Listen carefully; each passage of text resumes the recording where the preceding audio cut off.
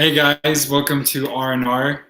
We're just two best friends on this life of our spiritual journey, not looking for anything, to be honest, but looking and understanding through insights. So today we have a special episode because we're going to look through two different teachers. I don't know if they would consider themselves teachers, ironically, because they really express something called non-duality. So one of them was called J. Krishnamurti and the other one was U.G. Krishnamurti. And their teachings are somewhat similar, but one was a little bit more extreme than the other, to say. And we're just going to read off these quotes and see where the conversation will lead to. Okay, so. Absolutely. I feel like the reason that these specific quotes are important and these two spiritual figures are important is because in meditation and just in life, we get a lot of ideas and concepts about how spirituality should be, how meditation should be, how our own experiences should be. And these two teachers specifically are incredible at dismantling those specific belief systems and structures. You know, what's funny is learning about J. Krishnamurti, when I first learned about him was like 6 years ago. I had no idea what his teachings were about. I read it and I was like, I don't get it. I don't understand it. It makes no sense to me. Now, over the course of my meditation career, now it's becoming more alive, to say. I see what he's talking about now. It's that those paradoxes they're not paradoxes anymore. Like there's a bit of an insight to it now. Yeah. For me with UG, the first time I heard of UG Krishnamurti, I didn't even like him. I couldn't even listen to him because there's something, when we're doing meditation and any type of spiritual work, a lot of it can become an extension of our ego patterns and some of the things that we do in the material world. It's like we just take our material selves and we make it spiritual, and we end up living out a lot of the same patterns. So he just stuck a knife through my heart and really helped me let go of certain things. So it's helped particularly in my main practice of Dhammakaya, and just not having to move in any direction, not having to change anything on any level, not having to do anything at all when you're inside, just resting. There's so many concepts, so many things related to time and life that really keep the mind moving. And the teachings from these two teachers was like a sword to all of that movement. You know what? Ironically, it feels like everything they taught is the complete opposite of what society tells you. What society influences you. Oh yeah, life is like a ladder. Like you go from this step to this step to this step. That's not how meditation is. That's not how your practice is supposed to be. It's going to be very fluid. It's all over the place. It's actually, even that, it's not even anything. Your practices will do what it wants based on your efforts. You know, it doesn't matter where it goes or what you do. Whereas like here, it's from point A to point B to point C. It's very step-by-step program, and that's not how I see practices. Yeah, it's very linear. And there you go, linear. How I see that unfolding is when it comes to our meditation, we begin to expect linear progress. Right. We expect to get to A, B, and C because that's what's in the book. That's what's in that teacher's biography. That's what arose in that person's life. But our practice is much more dynamic than exactly. that. Exactly. to kind of piggyback off of that, I'm going to read the first quote, which is by J. Krishnamurti. Now, this was, I believe, he wrote in a little book, and he titled it after each month and day that he wrote it. And this is a chapter called "We Are Secondhand Human Beings." December 16th. You are the product of your conditioning. You're the product of your society, the product of propaganda, religious and otherwise. You repeat what others have said. All your education is that you are conditioned. You are not free, happy, vital, passionate. You're frightened human beings, full of the authority of others or of your own particular little authority, of your own knowledge. You're second-hand human beings, intellectually and emotionally. Ah! It's crushing. It's absolutely crushing. So what arises the first time I read that was it's so true. Even as a spiritual adept, you can still be in, which he said was your own self-knowledge. There is a self still that you're identifying with. That self is non-existent. Like you're still having these projections and believing you hold this trophy. Like, this is what I learned. This is, everyone needs to see it. But do they? Is it a real trophy? Is that really where it goes? Is there much more things to learn from? The second thing is how society has influenced us day and night, whether it's the news, whether it's your parents, whether it's, doesn't matter who, how much societal influences are upon you and how much you feel pain from it. You're not achieving something through them or through that sort of understanding. And it's until there's videos of like, I don't know if you've seen those videos of older people listing, like, before they passed away, like, this is what I regret. Talking about their regrets, yeah. One of them is doing what I want to do, doing what I felt was fun and not having enough fun. Why? Maybe because society influences. Yeah, one of the main regrets was not being true to themselves. Yes. Living up to other people's expectations, 100%. Right.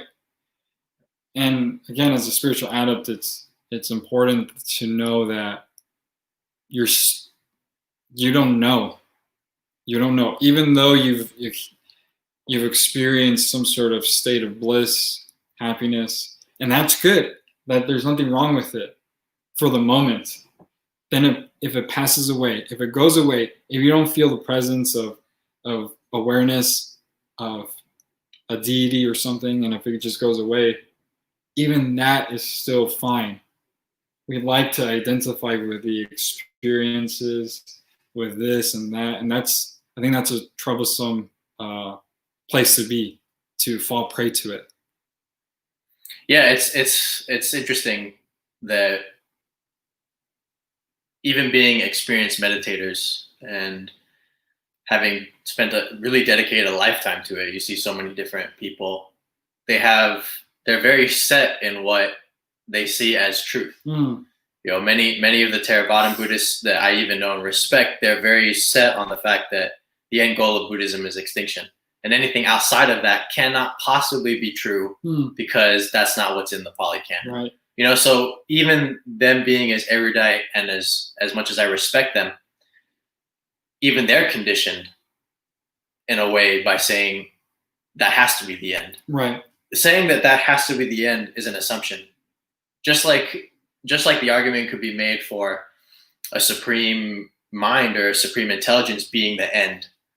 That could also be an assumption. Even if you've had that experience and you've had that awakening and realization, I call this the mistake of assuming finality, and I don't know why everyone does it. Right.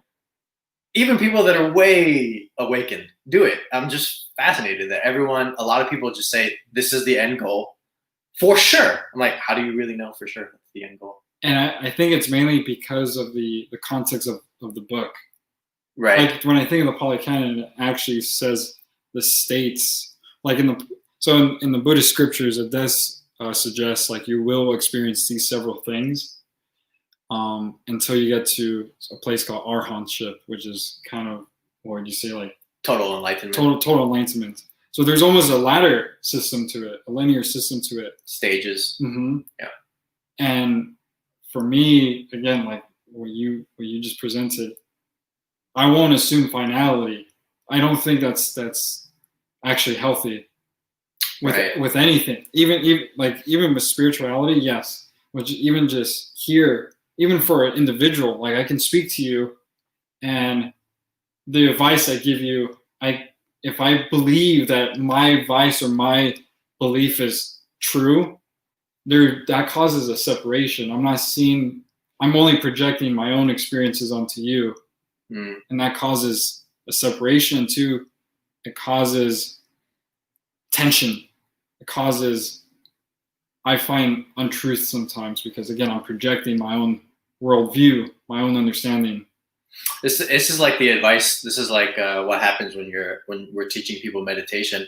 We have to be very careful about the things we say when people are coming to us for advice, and even for some of the people listening, if you're a meditation coach yourself, someone asks you for some advice on a situation, and it's a pivotal thing in their life. What you say can literally influence the entirety of their life course. And I learned this from the monks in Thailand. That told me stories about being approached about divorce and childbearing and things like that. And oftentimes they said we have to be very careful about the advice that we give to people, because there's going to be consequences. Right. Yeah.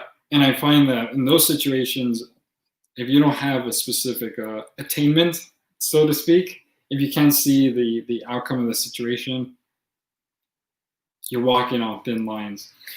The interesting thing about UG and J that I really like is that they came from a very unconditioned point of view. So it wasn't so much about how do you respond, at least from my understanding. It wasn't so much about how do you respond to this situation, or how do you deal with relationships or improve relationships, or how do you make money, how do you make more money. That was not at all what they taught about. And we both know teachers that address those things. Right. But they were very much about the root of the mind and the root of the issues as people that are cultivating, right, and that are doing practice, and they just went straight to the root to cut those. So I'm gonna read my UG Krishnamurti quote.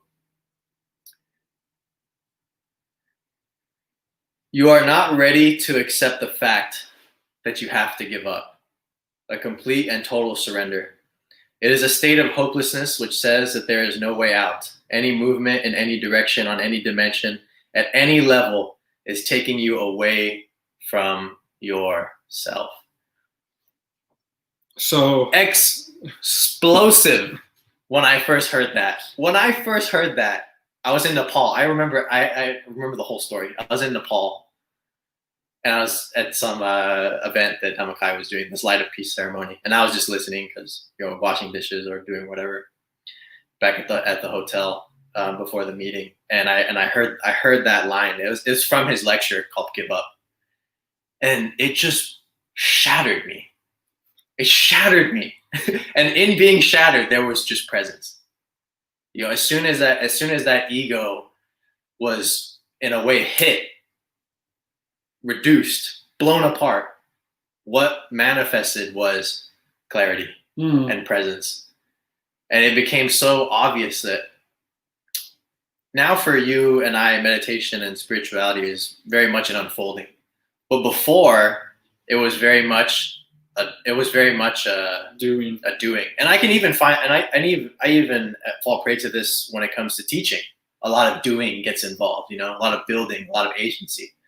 But at least when it comes to the meditation itself, it's a very much unfolding, and those things eventually sync up. But that specific quote from UG, it completely changed the way that I meditated, because there's so much of meditation that has to do with, at least in the beginning for many people, like trying to control the experience and trying to make their experience fit certain expectations, certain models, certain things that they've heard from other people.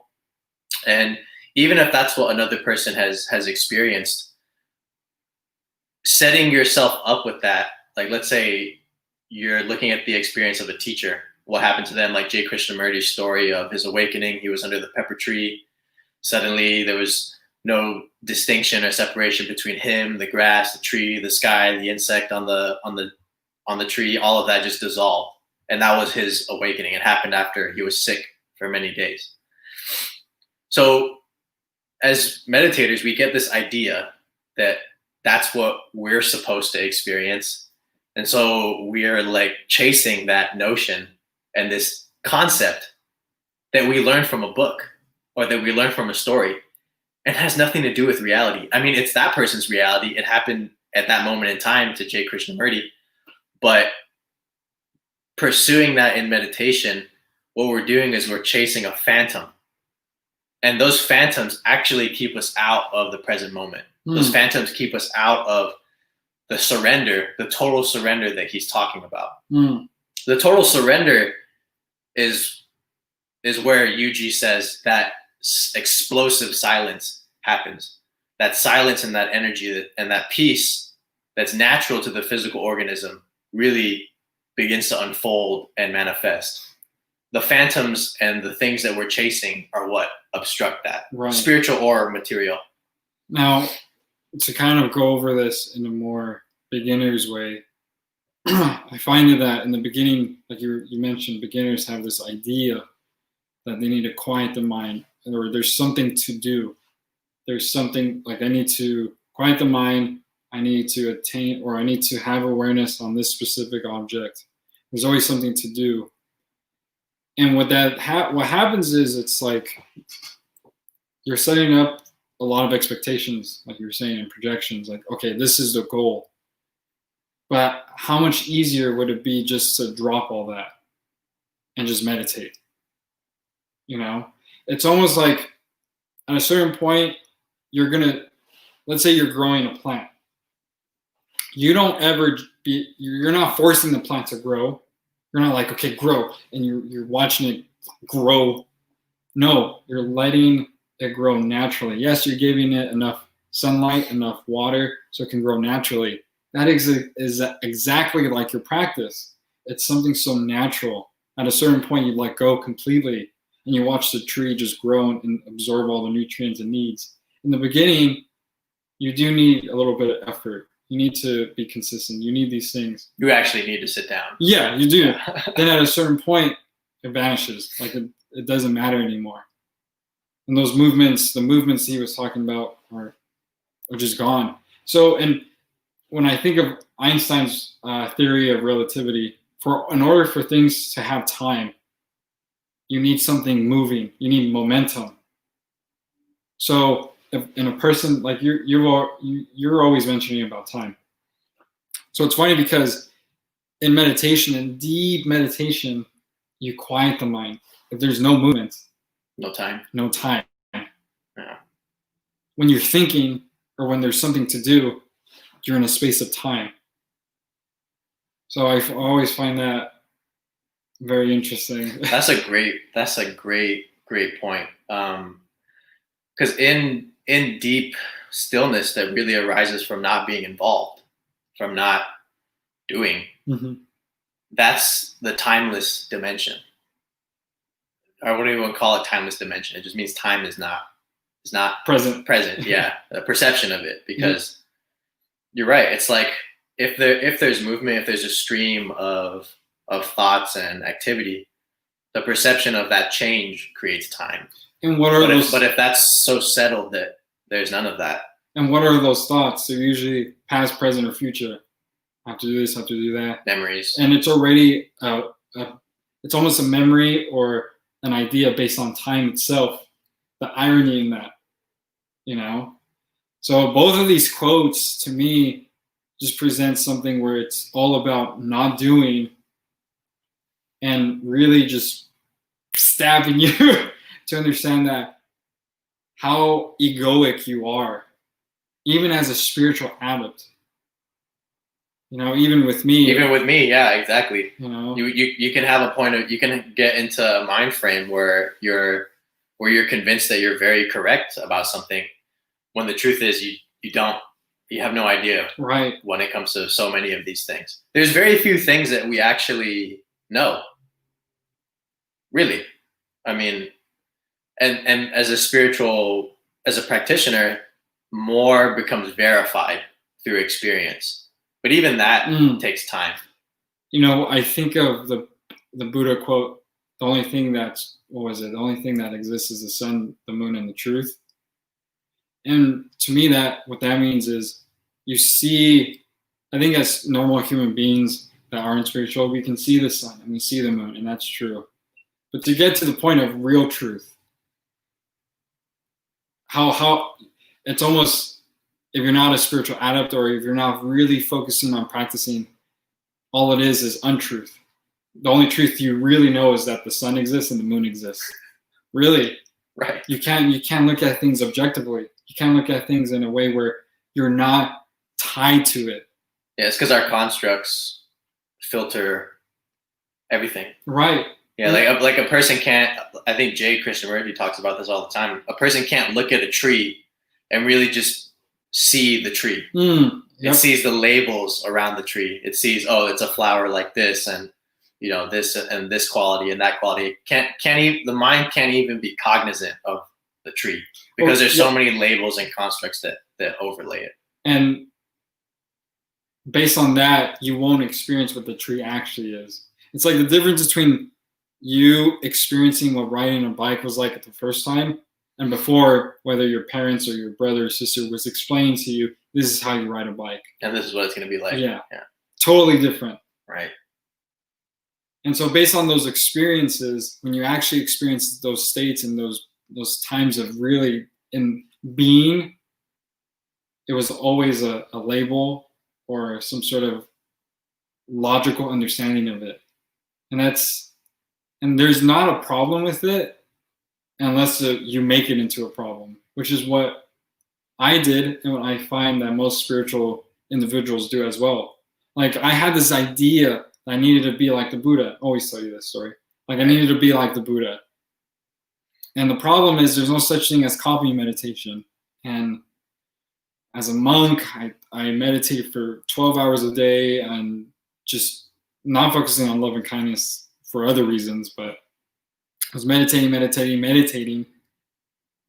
And I remember as a monk, the first time I was a monk, I said, I'm going to gain these spiritual experiences and unlock these cities or powers.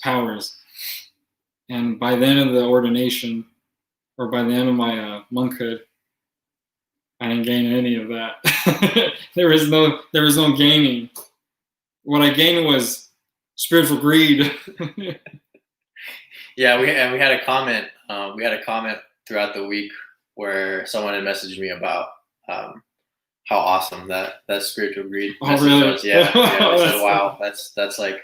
And it's hard. Profound. It's hard because you think when I was in that state, I thought I knew what I was doing. I thought this was the truth, but we're so blinded by it because we're holding on to it so deeply. That thing that we think is the truth is almost always conceptual, unless a person has actually experienced seen it, felt it. Not even felt isn't wrong. Known it, and not through concept, not through some kind of feeling in your body, like you've had a direct experience with reality.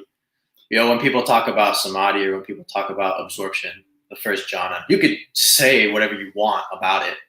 Like you said, like the bike analogy, all the books on that specific state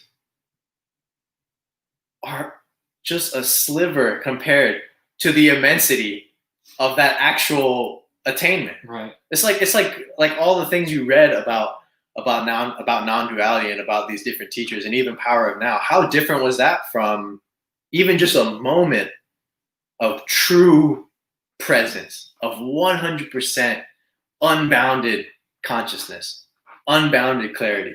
Incomparable. The words do not. This is the thing about spirituality and even about religion.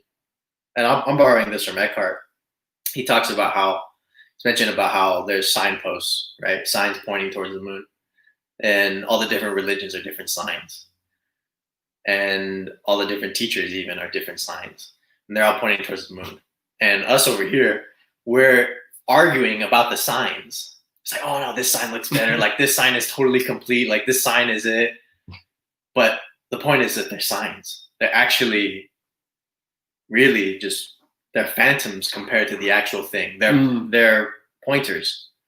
So, and I do acknowledge that some signs are a bit more complete than other signs, right? There's more to work with in some signs.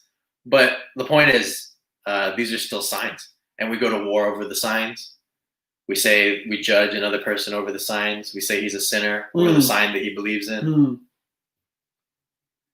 So I think that those judgments and those ideas that people have are so hurtful internally and externally. And I have a great passion for this subject because we see it today more than ever with politics. I don't care whether you're a Democrat or Republican.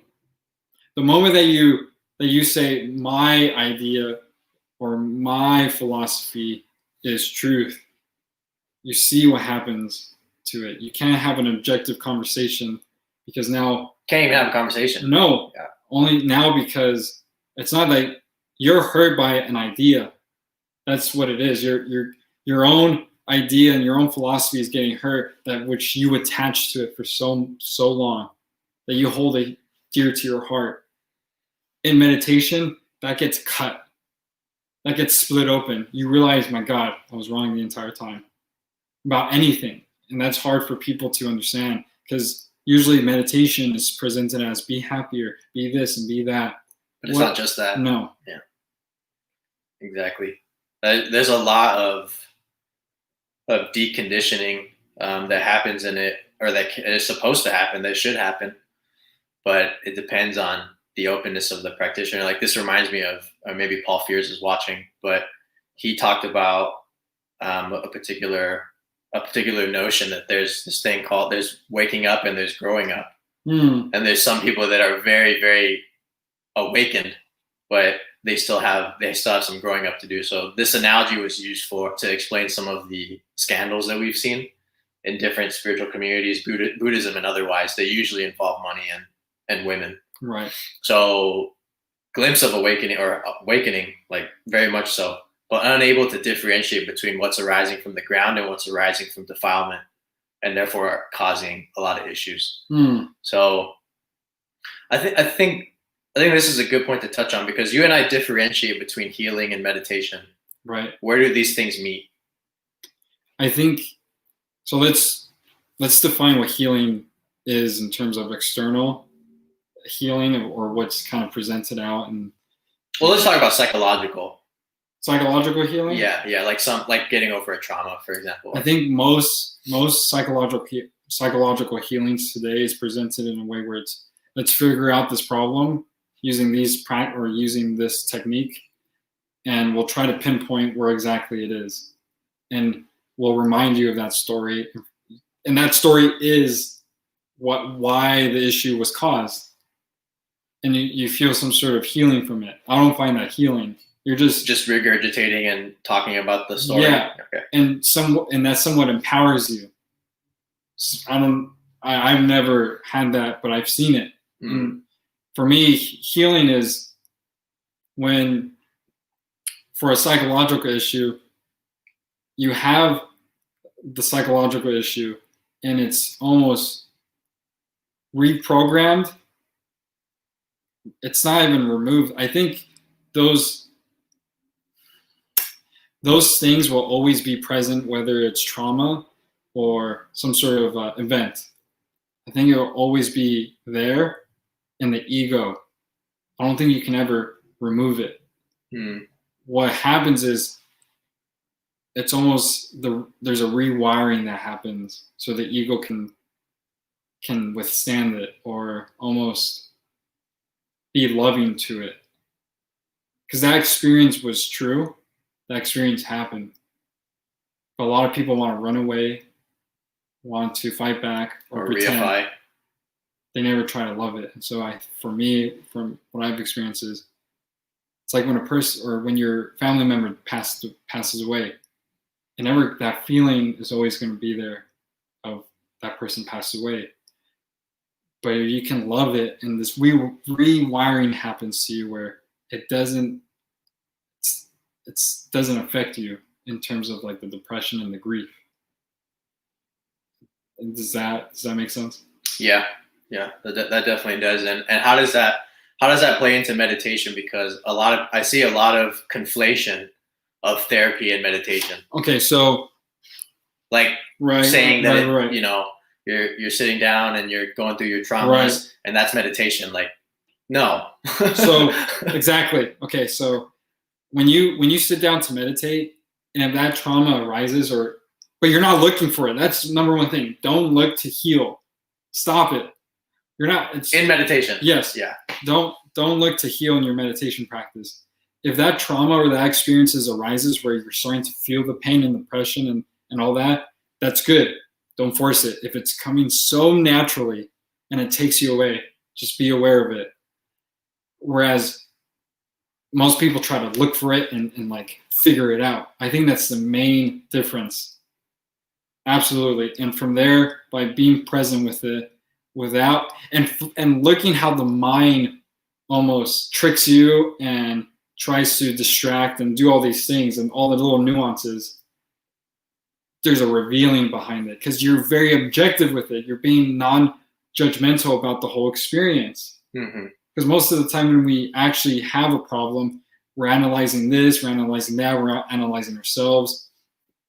That's how therapy works today. It's always analyzing. It's never stop analyzing using your logical mind, but allow these things to naturally unfold. That's part of the awakening process. You're literally watching it awaken for what it is. And for me, I like to emphasize there is a loving aspect behind it.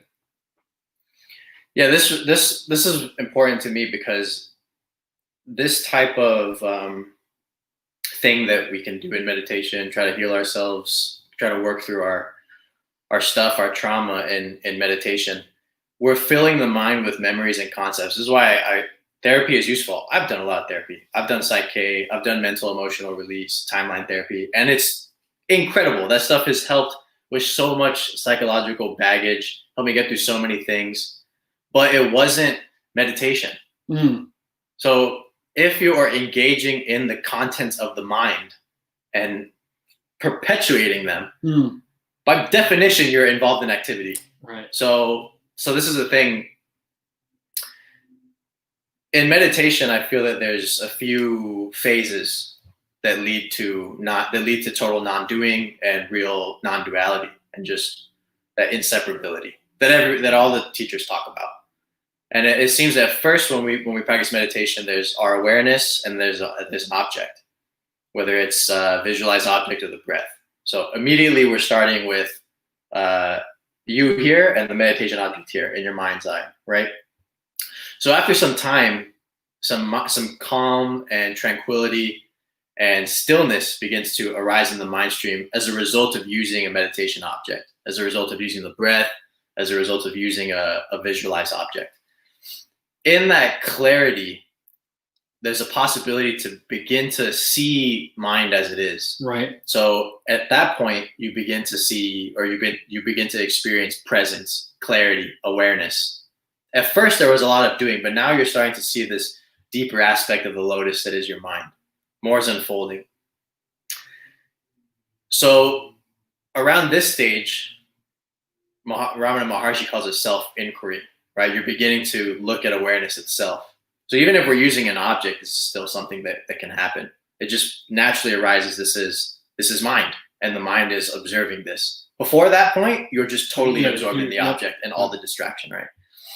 Beyond this specific phase, at some point, there's no longer a direction for attention. In this first phase, awareness is directed at an object. In the second phase, awareness begins to observe and become aware of itself. So now the attention is directed back at mind. And in this third phase, attention is no longer being directed either out that way or in this way. There's a total non-doing, directionless. And whatever arises in that is very, very pure, absolute presence. Because there's no direction anymore. There's no orientation that you're putting the mind in. So even if you're using a meditation object, people ask me, how do I get to merging with the breath? How do I get to being the center? How do I get to oneness with the object? So this these phases that I just described is exactly how that arises. The directed attention is the reinforcement of duality and control. It's necessary at the beginning, but eventually you have to let that go and really be in non-doing. And that's when that inseparability between awareness and the meditation object arises. You're directed like this at first, and you're directed like this, no direction. And that's when the meditation image can be so clear, and that true happiness arises. It reminds me of Chogyam Namkhai Nurbu's book on Shine, because he describes it as, in the beginning of your practice, you're inside all the thoughts. At a certain point, you separate. And now you're observing the thoughts. Then you're the observer of the observer after that. Right. But there's that, in the initial stage, there's going to be a time where, oh, I'm noticing this thought. And that's kind of what's presented today as mindfulness. But that's not the end goal, so to speak. Right.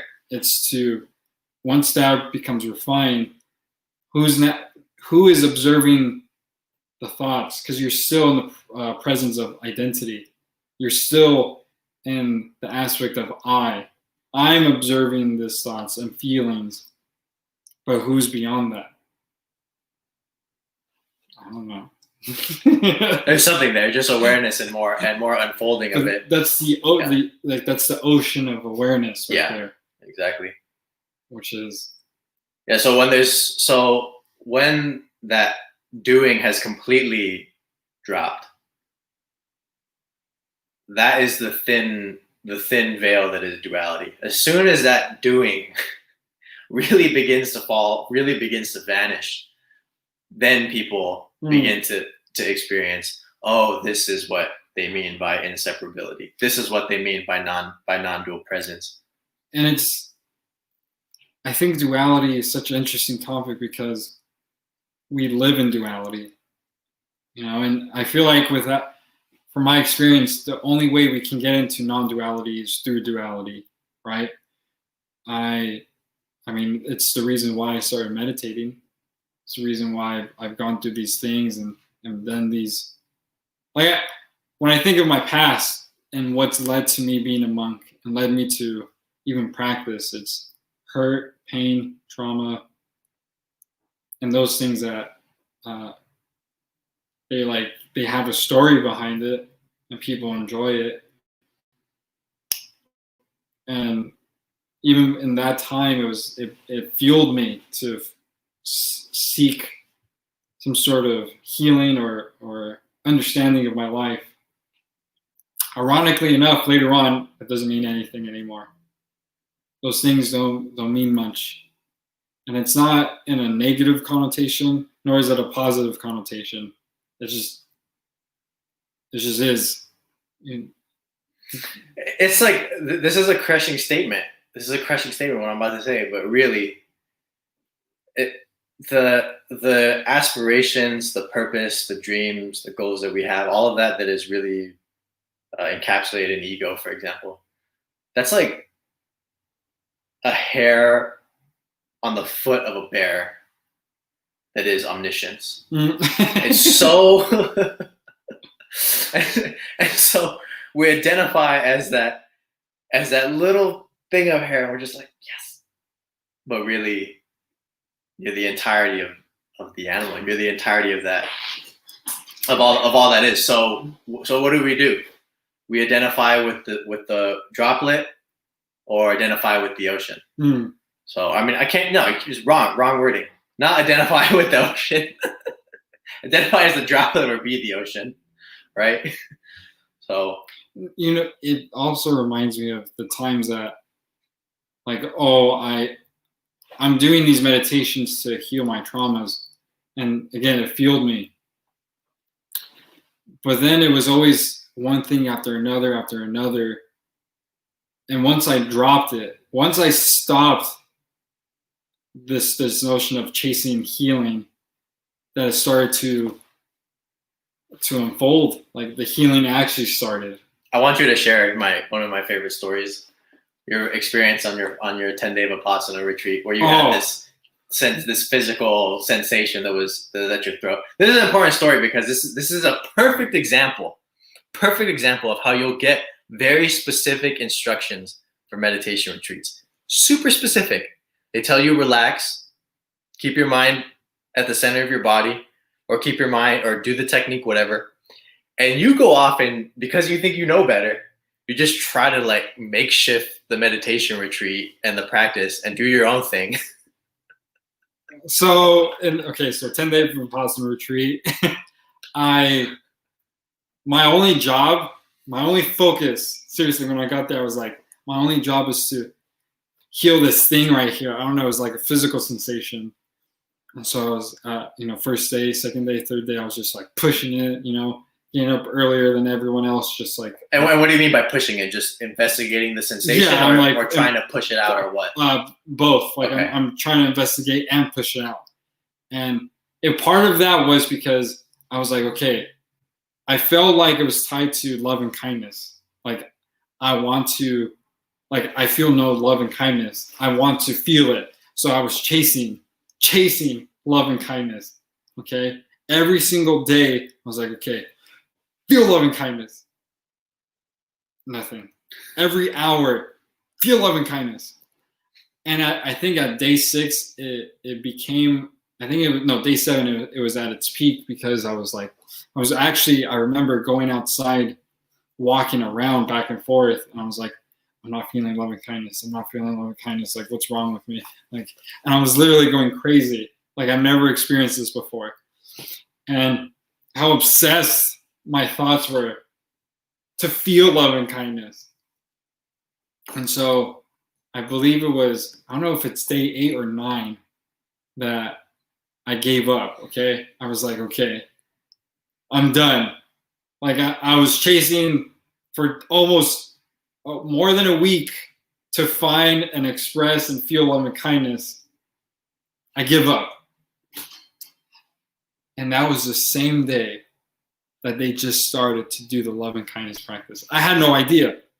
I remember the moment I dropped it, and that was the same day, the same moment we were practicing love and kindness. And I started to cry, and I started feeling love and kindness. Boom. As soon as you let it go. Soon as you let it go, everyone. Soon as you let it go.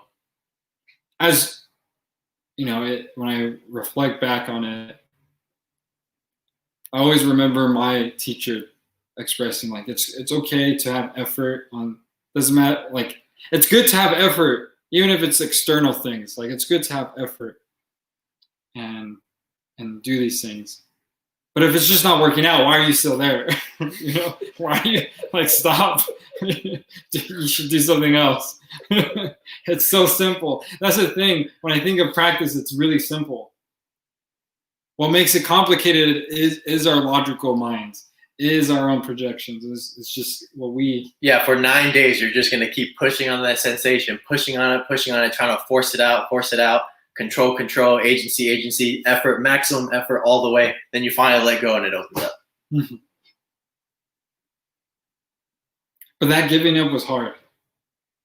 100%. It took 8 days of trying before you could let go and give up. So yeah, awesome story. Awesome story. So yeah. Almost went crazy. That's the part of the Vipassana retreat. You can go crazy. Yeah, even our friend Paul Fierce said he had a very hard time on the Vipassana retreat. When I did my first Vipassana retreat, I had a hard time. But I actually just did what they told me to do, scanning through the body and stuff. Yeah, even Bruce, Taoist master, it's like, on the third day of Vipassana, I was in so much pain. And he's a Taoist master. So it's a hard retreat for anyone who hasn't done it before. But and then listening to his voice, and the first time I did it, it was horrible. It was, I need you. Just like, Goenka, please just not right now. Stop. I'm over it. Right. Yeah, but overall, it is looking back at it, it was about just giving up. And that's a very hard thing to do, because once we're born, we're given a name, we're given these conditionings, who you are, what you like, what you dislike, what you should be. There's always something to gain. It's gain, gain, gain, gain. Not gain, gain, gain. There's always something to gain. But today, I find now what arises naturally is there's nothing to gain. There's really nothing to gain in practice. If you have a spiritual experience in your practice, I can express what it was. I can't say I gained anything. It's just what happened. It's like a storm just passed by, and I'm like, oh, look, there's a cloud. There's clouds right there. That doesn't happen every day. I live in California, just something that happens so naturally. And I find people have a hard time in the West, or having Western influences, because there is an emphasis on you need to gain. If there's nothing to gain, then what's the point? What's the point? Yeah. So my take on that with the nothing to gain and nothing to do and nowhere to go. This is also an orientation to have the mind just stop. It's a way to it's a way for that total surrender to happen, because as long as we're in this pursuit, that pursuit obstructs the unfolding. So don't get me wrong, if I go on a retreat to Myanmar and I'm with Pa Sayadaw or whoever, and there's this, and he's guiding people through access concentration and into the jhanas and formless realms. Like, yeah, definitely that's going to be the program that you're going to be going through, and those are the things that are going to arise. But that's different. Seeing it from the point of view of whatever arises is very different from the point of view of being like, I'm going to go there, and then on my Dharma profile, it's going to say Master of the Four Jhanas. Dharma profile. Right? It's different when we look at it from just what's naturally arising in awareness and what like how mindfulness is being applied. And as opposed to, this is another notch under my belt. Right. I got the jhana. I got the jhanas under my belt now. Right. All 8 of them. Yeah, it's right. A little bad. Yeah, exactly. I got and now I can go to the India and get the Kundalini badge. Right. I can study with some teacher in the Himalayas, and I can get the Kundalini badge, and then I could go over to America and go to Peru, and I can get the 20 ayahuasca journeys badge. And it's like, can we see that we're just turning this into a kind of like spiritual tourism? That it's really more about how other people perceive that than it is about actual insight, actual understanding, actual wisdom, actual unfolding and truth. And it can look so different for everyone. That's another thing. Your practice and anything is not the same as another person. Their experience and their understanding. It can look so different. So different. So that's why it's very, like, saying these things to a person, giving them advice, you may give them absolutely the wrong advice for that specific moment. What I'm talking about is, let's say, like we were mentioning earlier about monks discussing about divorces that people come up with, or like they're like, Lumpy, how do I navigate this situation?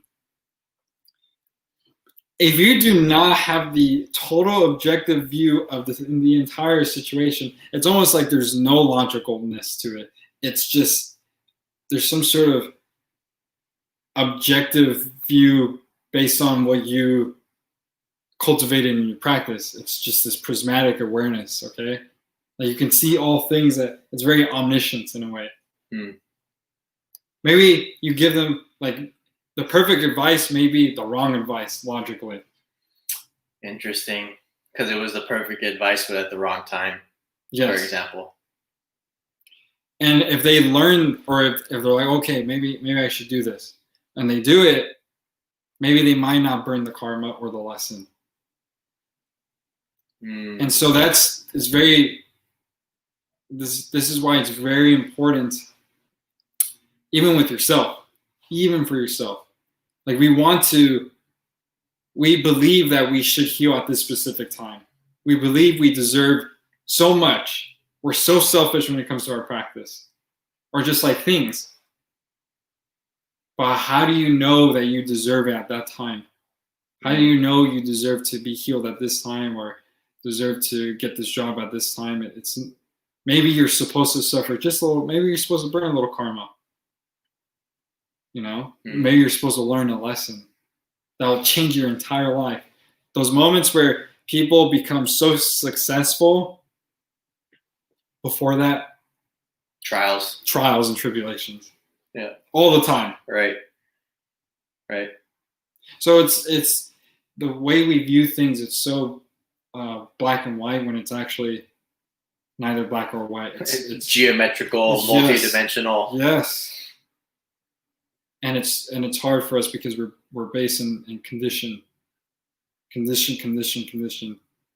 can't even love people without being in condition. I love you because you have the same political views. But the moment that you change just slightly something, oh my God, my idea of you has changed. And my idea of you changing has changed your essence. Yes. Which is obviously absurd. Yeah. Your essence will always be your essence. Yeah. Essence is always essential.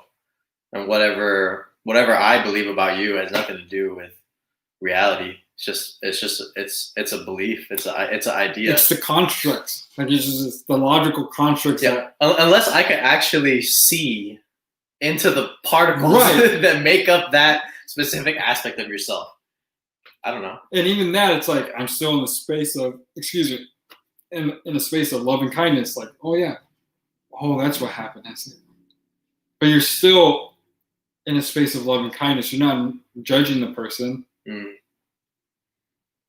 So that's where I find the difference between masters and other people is that they will always be in a state of love and kindness, no matter what you've done, no matter how bad you were in a past life, in this life, doesn't matter. They see your essence for what it is. Everything else is just a dark cloud in the way. Oh, okay. They did this and this. It's okay. It's a windy road sometimes for an individual. But the moment you say, oh yeah, I'm a conservative or I'm a liberal. Oh no. We can't be friends. No, we can't. Oh, I'm a Hindu, you're a Buddhist. Oh, we don't have the same philosophy. No, I don't know how this is going to get along. Yeah, exactly. Yeah, and I think when it comes to that, it's incredibly important to be discerning, but also to accept that we really don't know. We don't know the whole aspect of the gem, of that person's flaw, or even our own flaws in ways. Right. So I've been watching this YouTuber who interviews the most kind of like the individuals that we don't ever see, crack addicts, pimps, all these addicts and all these several people that we may feel disdain for. But the way he does the interviews, it's very, wow, they're having a one-on-one, they're telling their story. You see the person for an actual, like, oh, they went through something. Right. But see, even that to me is a bit, like we have to find the human aspect of the person to really sympathize, rather than just being like, oh, they're human. Who cares if they've done this? Right. We should still have compassion for them. But at least this is a step forward, Well, I think we're about at the top of the hour, so if you're good, we could conclude our R&R today. I'm good. Awesome. All right, everyone. Well, thanks for tuning in. We'll be doing this next week unless I announce otherwise, in case something happens. But for the most part, yeah, we'll be back here Sunday, 7 p.m. discussing meditation, spirituality, non-duality, whatever questions we get through the weekend live on the show as well. So we'll announce the subject topic at some point when it comes to us, when it arises, and we'll go from there. So thanks for tuning in, everyone, and see all of you next week. Bye, guys.